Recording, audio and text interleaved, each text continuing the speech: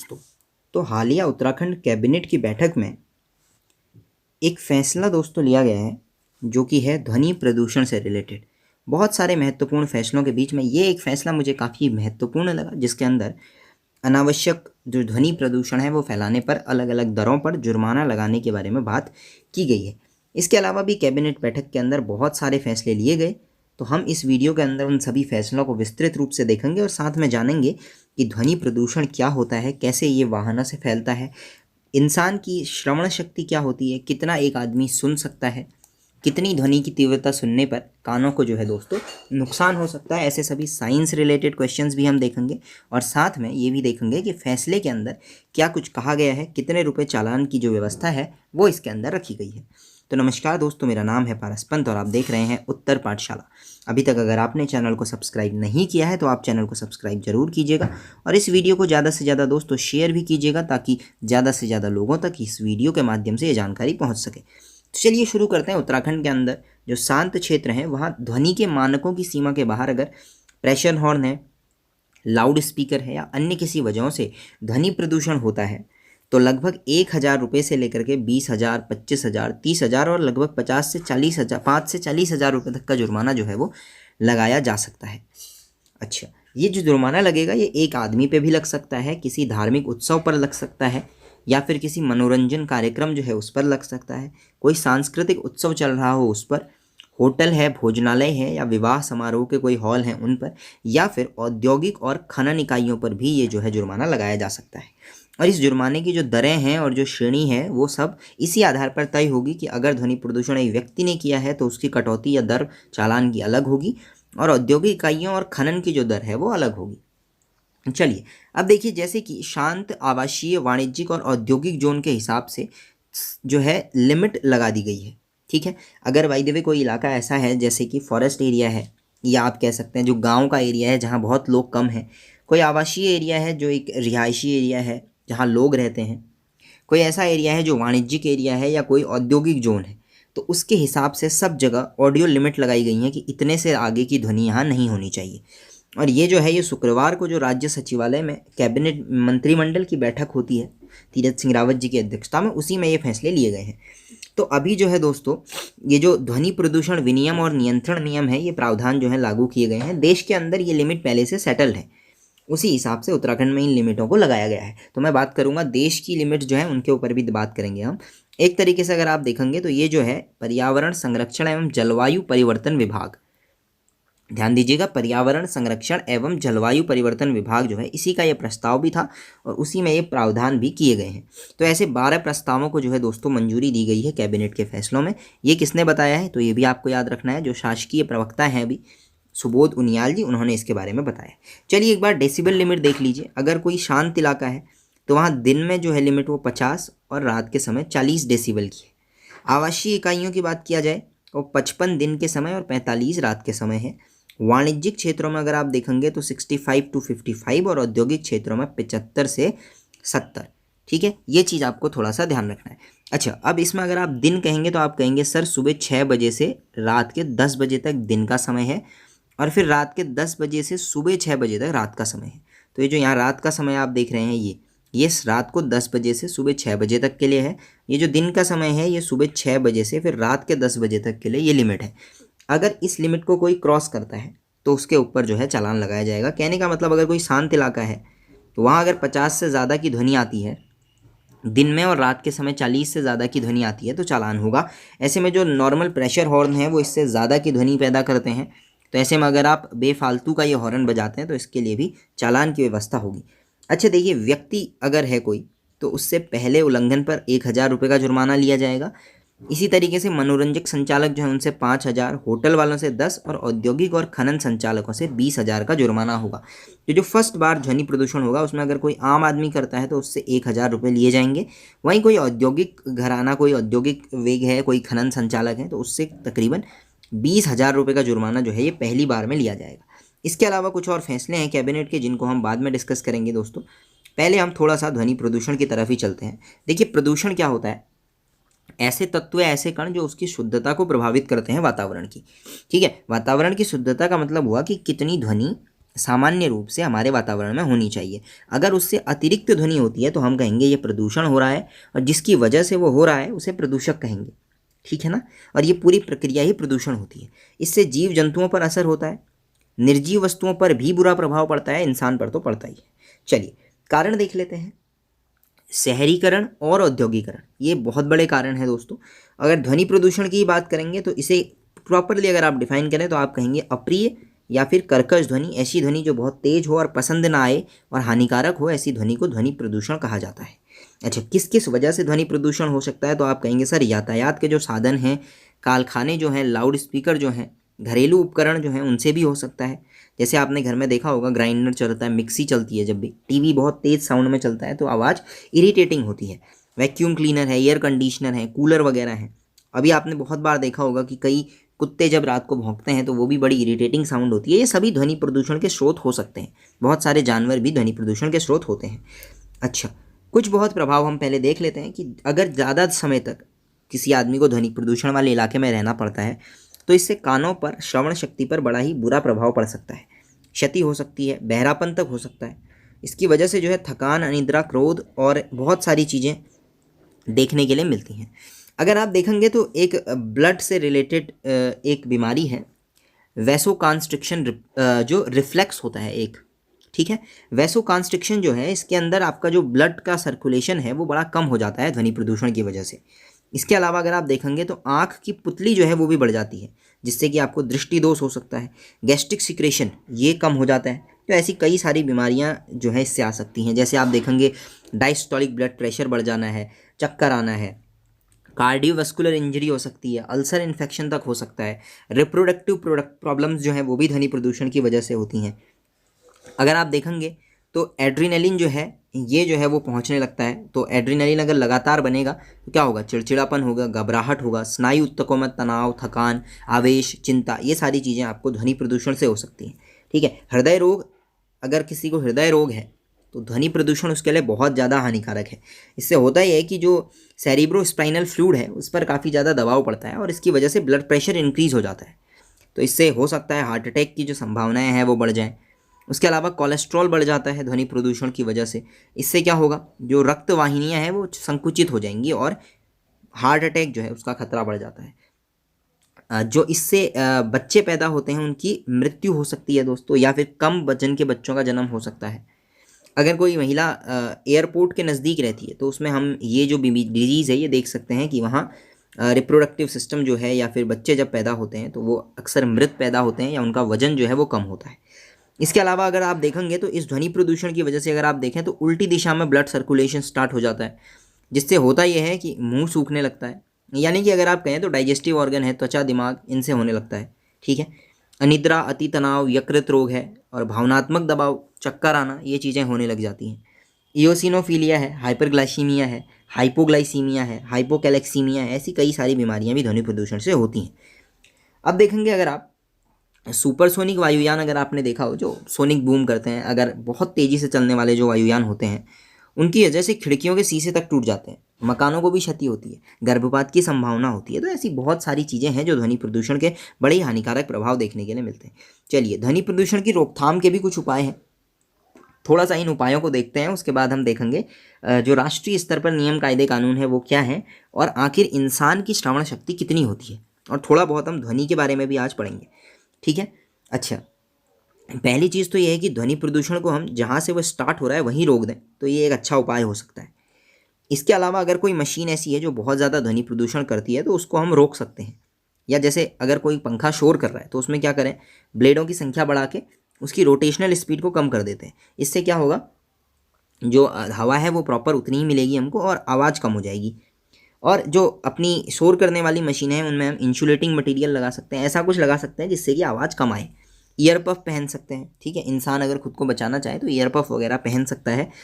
अगर by the way कोई वाहन जो है वो शोर करने वाले हैं, या मान लीजिए कोई ट्रैफिक, बहुत ज़्यादा ट्रैफिक रूट है, तो उसे क्या किया जा सकता है, सिटी से बाहर रखा जा सकता है।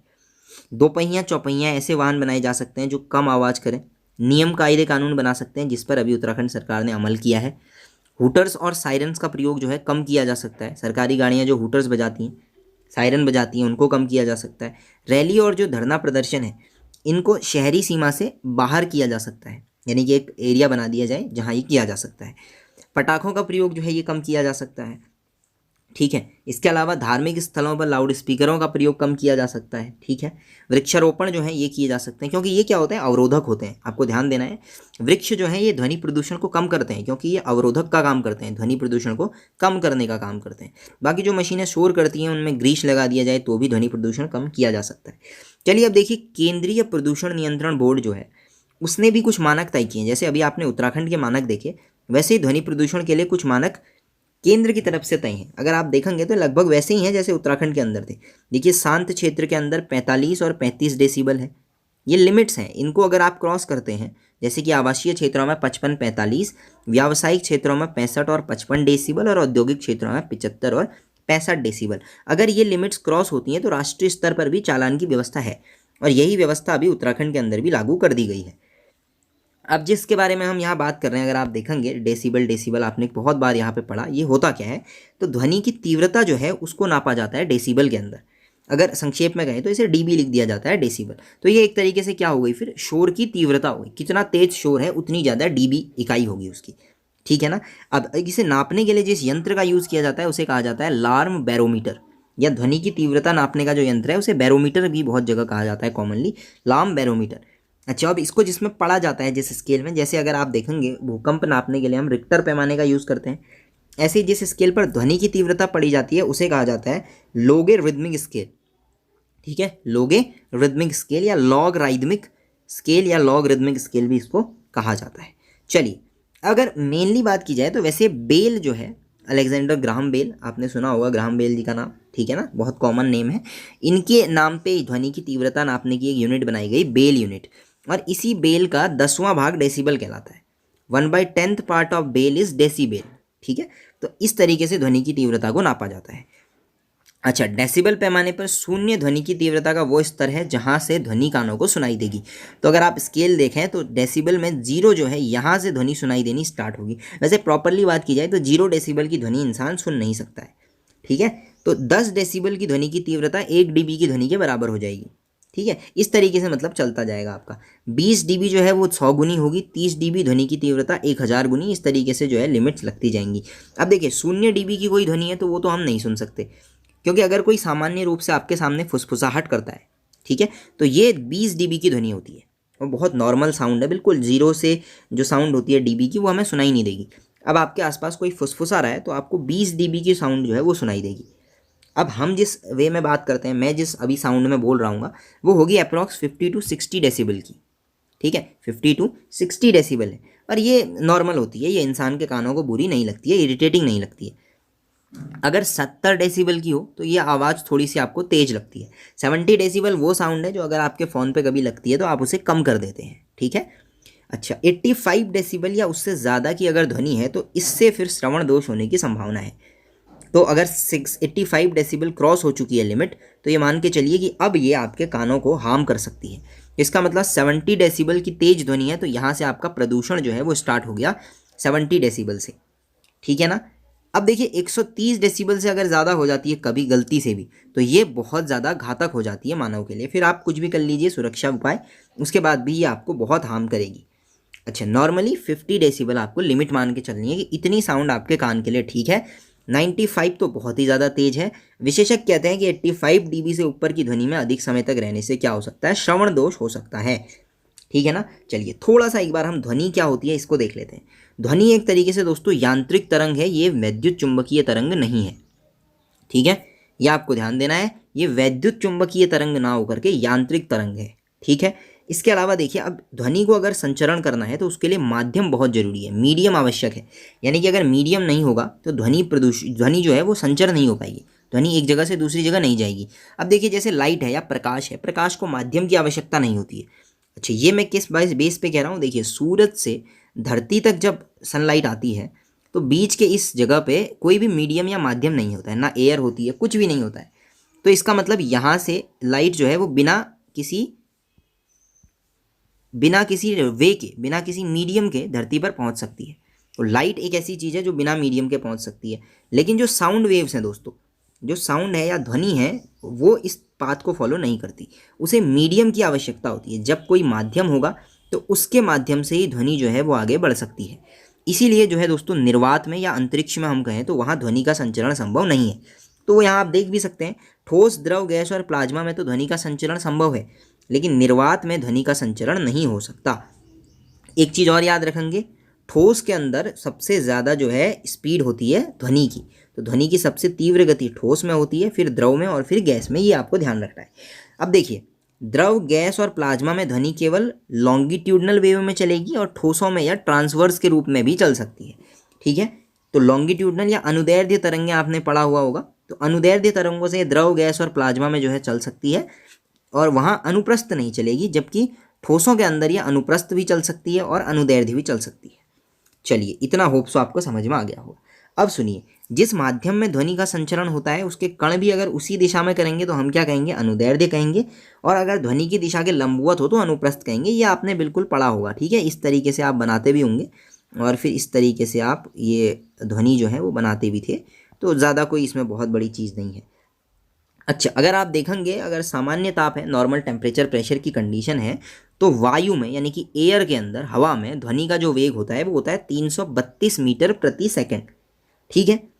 अच्छा, अब बहुत से वायुयान ध्वनि की गति से भी तेज चलते हैं, तो अब ध्यान से सुनिएगा, ऐसे वायुयान जो ध्वनि की स्पीड से भी तेज चलें, 332 मीटर पर सेकंड से तेज चलें, उन्हें कहा जाता है सुपरसोनिक विमान।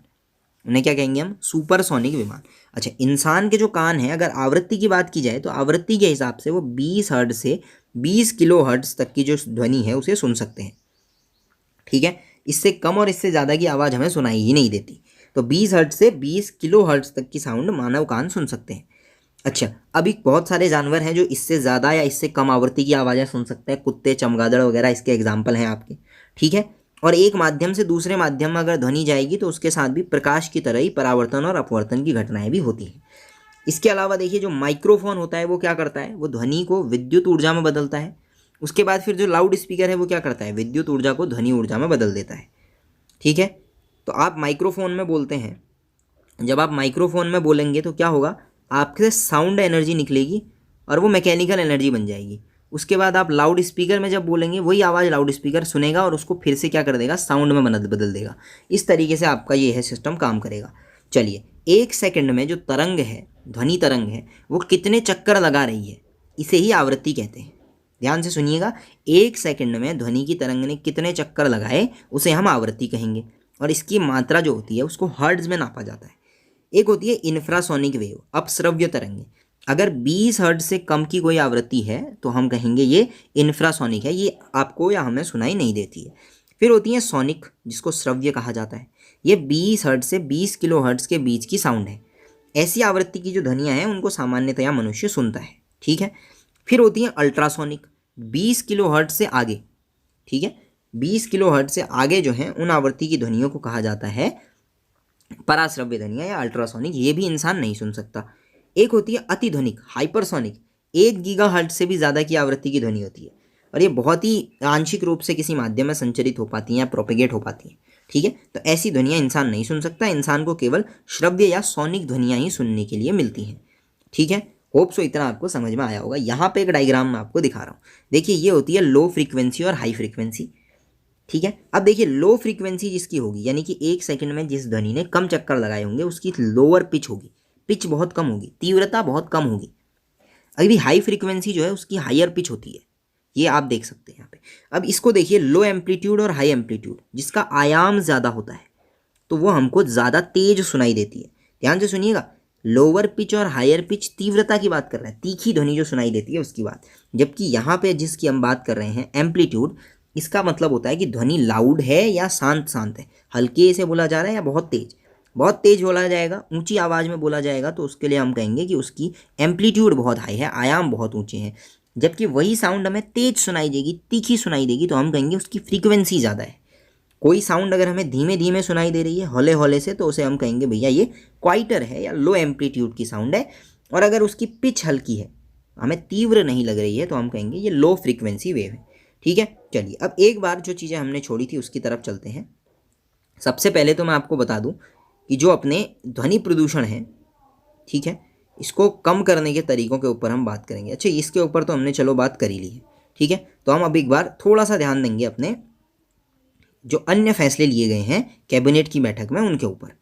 चलिए देखिए, कैबिनेट ने और भी बहुत सारे फैसले लिए ध्वनि प्रदूषण के अलावा। जैसे 23 लाख जो राशन उपभोक्ता हैं उनको अब 2 किलो की चीनी भी दी जाएगी, ठीक है। जो आपको कंट्रोल वगैरह के अंदर जो खाने के लिए सामान मिलता है सस्ते गल्ले की दुकानों से राशन मिलता है, उसमें अभी 2 किलो चीनी भी मिलेगी। ये फैसला कैबिनेट ने लिया है।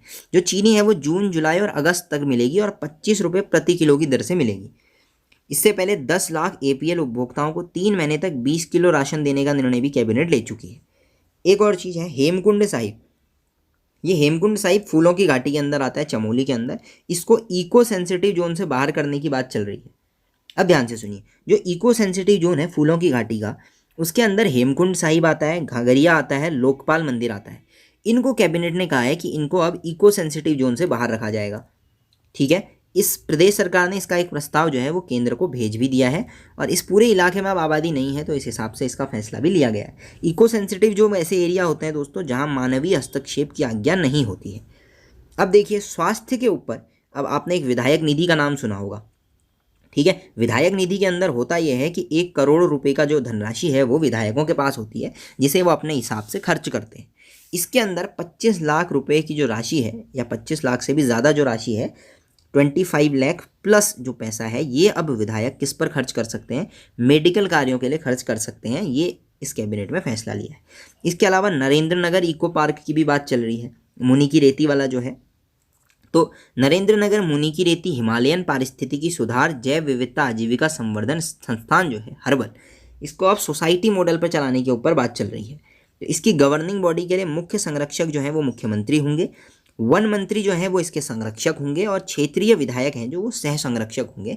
ऐसी एक बॉडी बनाई जाएगी और एक प्रबंधकीय समिति भी होगी जिसमें अपर मुख्य सचिव पदेन अध्यक्ष होंगे और जो वन विभाग तथा उपाध्यक्ष जो हैं अध्यक्ष जो होंगे वो कौन होंगे? फिर मुख्य संरक्षक हो गए अपर मुख्य सचिव, पदेन अध्यक्ष हो गए विभागाध्यक्ष जो वन के हैं और उपाध्यक्ष हो गए प्रमुख वन संरक्षक जो है वनाधिकारी, वो उसके प्रतिनिधि सदस्य होंगे। इस तरीके की एक बॉडी बनेगी और वो जो है नरेंद्र नगर इको पार्क को चलाएगी। इसके अलावा देखिए काफ़ी बड़े फैसले हुए, जैसे राजस्व परिषद है, समीक्षा अधिकारी है, सहायक समीक्षा अधिकारी है, इनकी सेवा नियमावली को मंजूरी दे दी गई है।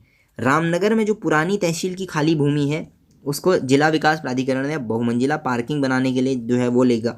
इसके अलावा भटवाड़ी के अंदर स्वामी विवेकानंद हेल्थ सोसाइटी को 2.4 हेक्टेयर ज़मीन खरीदने के लिए एक स्टैम्प ड्यूटी में छूट दी गई है।